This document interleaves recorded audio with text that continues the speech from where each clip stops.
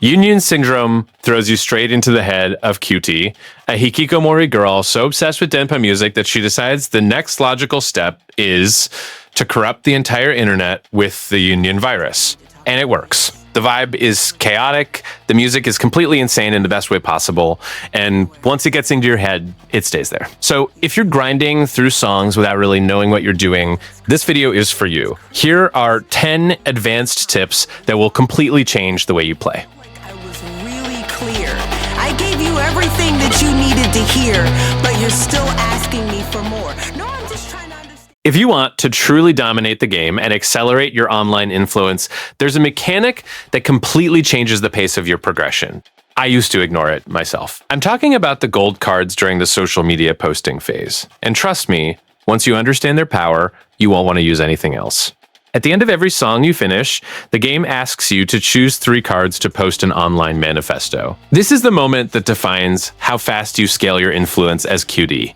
Most people just grab whatever card appears without thinking much, but the secret is to always prioritize the gold cards, the ones representing Yunyun and hype, because they are exponentially more powerful than the common ones. The impact is massive when you start doing this consistently. Gold cards drastically increase both your Yunyun and hype levels at the same time, and the detail that makes an even bigger difference is that cards with more stars deliver even more points per post. So it's not just about picking any gold card, it's about picking the gold card with the highest number of stars in your selection. It makes all the difference when trying to hit story objectives without getting stuck in that endless grind. And look, when you combine this with playing songs on higher difficulties and getting good scores, your meter evolution becomes ridiculously fast. The game has a progression loop that can feel heavy at first, but once you understand that real power lies in the gold cards and not just the number of songs played, everything changes. Give it a try and let me know in the comments if it made a difference in your run. There is a mechanic that seems simple on the surface, but hides a level of strategy that will completely change how you handle the heaviest songs in the game. I'm talking about the Doki Doki system, that meter that fills up as you play, and which most people let accumulate without thinking much about what to do with it. The central point here is that when you use Doki Doki to call mom, you're not just activating a pretty visual effect. You are invoking real temporary buffs that directly affect your ability to maintain accuracy in the hardest songs. If you're stuck on those high difficulty tracks where inputs get absurdly fast and the timing demands much more from you, that is exactly the right moment to trigger this resource, instead of wasting it on songs you've already mastered with your eyes closed. The most common mistake people make is using Doki Doki whenever the meter is full. The smart play is to save this resource for moments where it will give you the highest return, such as songs you are repeatedly failing or those where you need a high score to unlock story progress.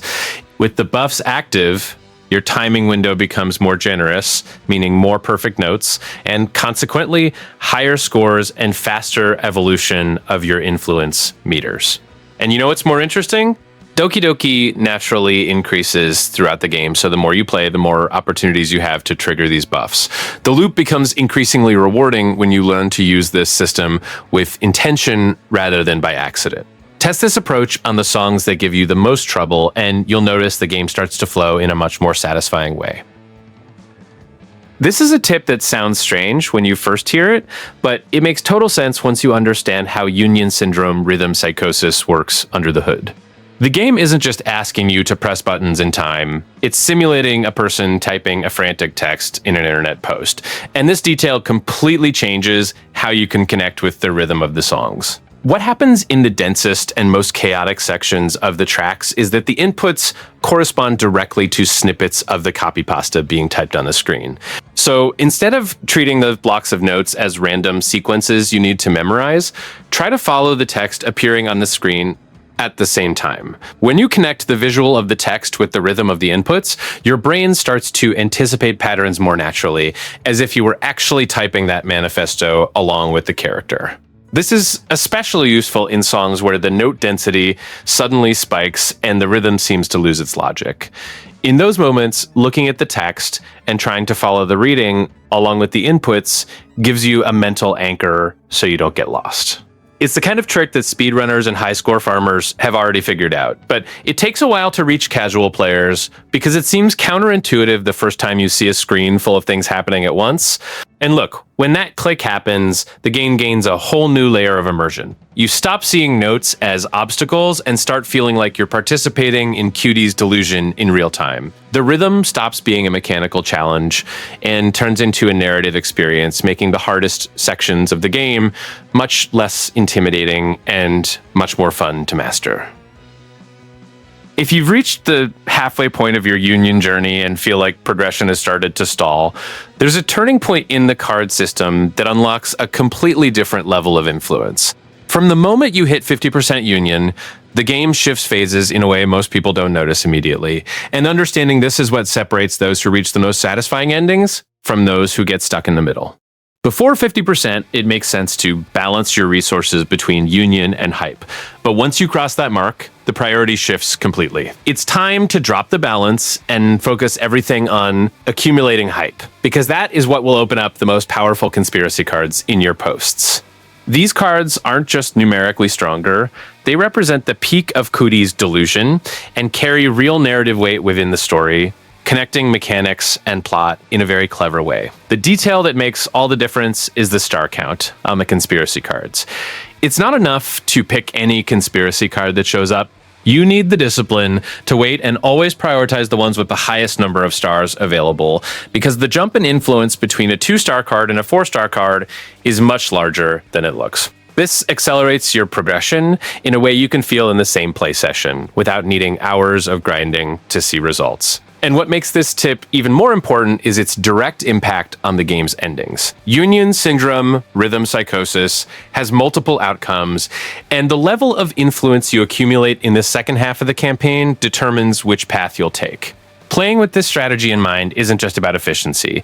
It's also a way to ensure you experience the best the game has to offer narratively, and believe me, reaching those alternate endings is well worth it.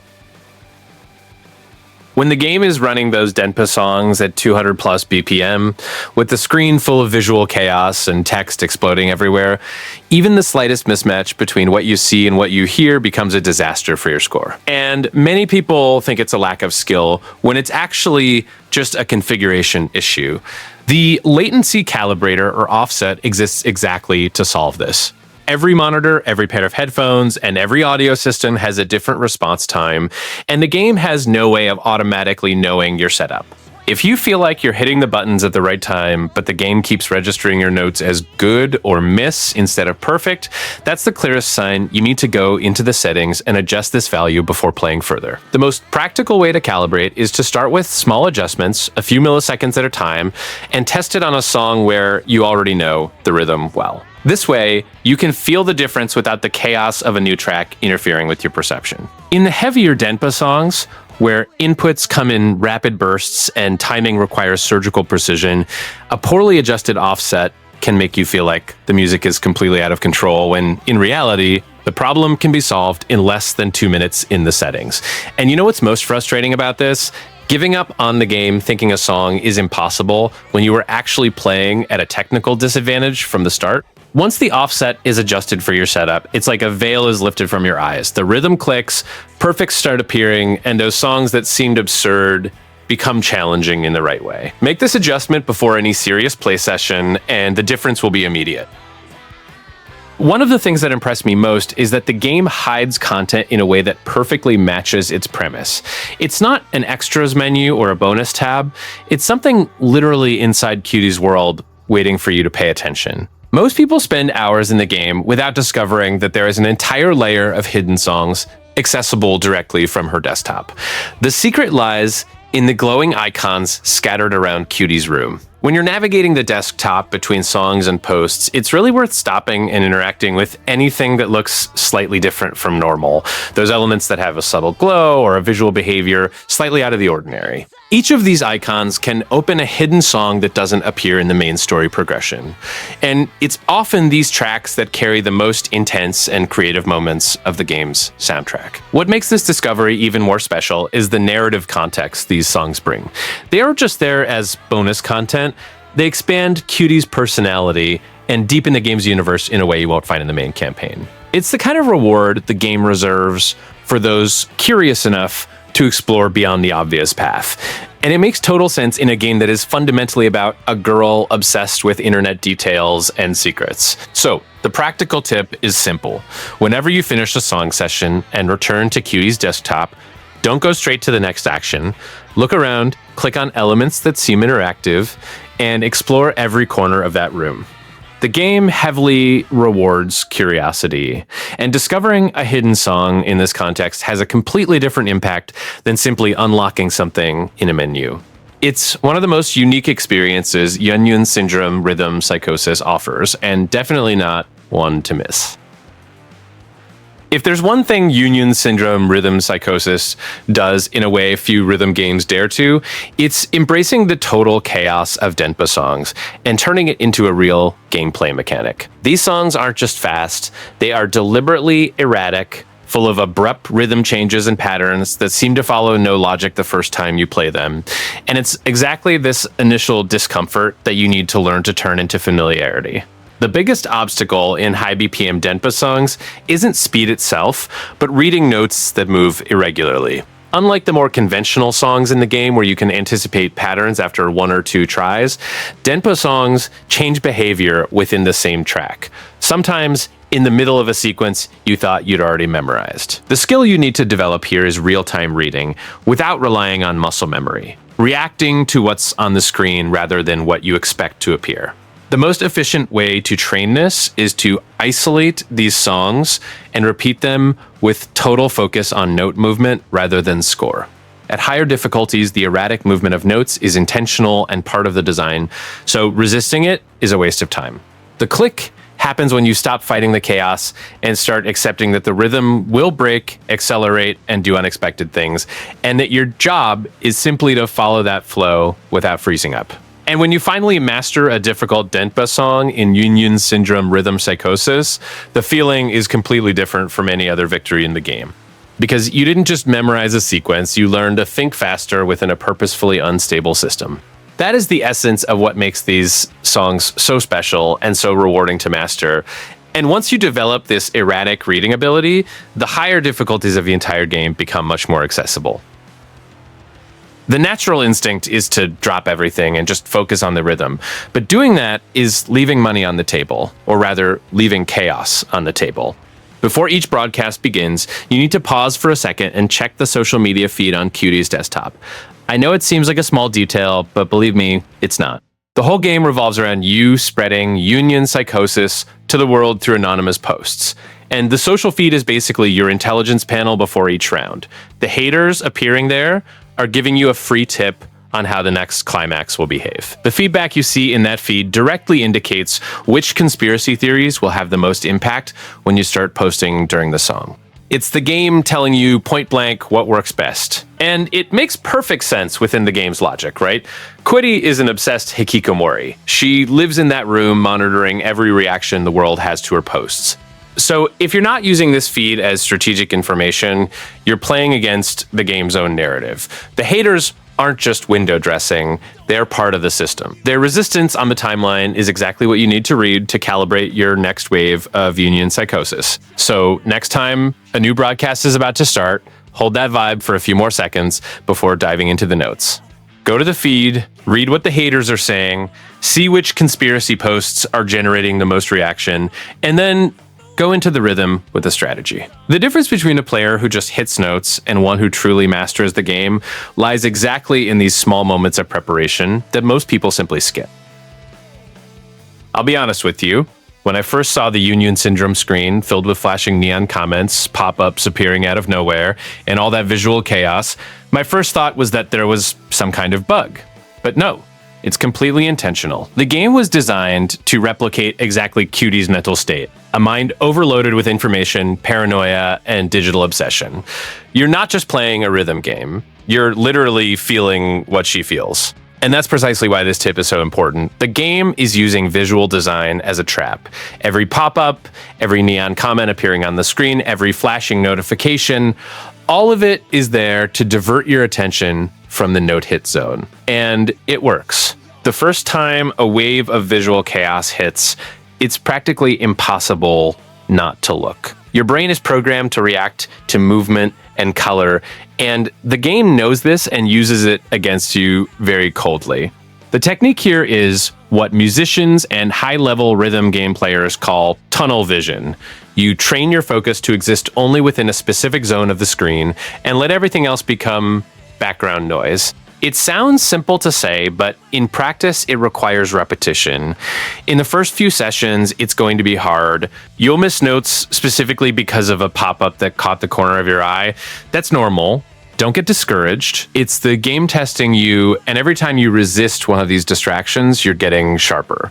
Over time, all that chaos stops being an obstacle and starts becoming atmosphere. You start to hear the music, feel the rhythm, and the neons just become part of the scenery, almost like they're the decoration of Cutie's room in the background.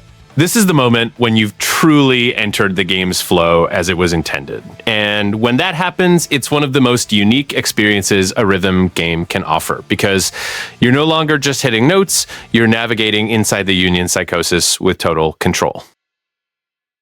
It sounds cliche to say it this way, but in the context of this specific game, it has real technical weight. When you start missing notes in a row and the brain rot meter starts to climb, the instinct of any rhythm game player is to panic, freeze up, and then what was one mistake becomes a cascade.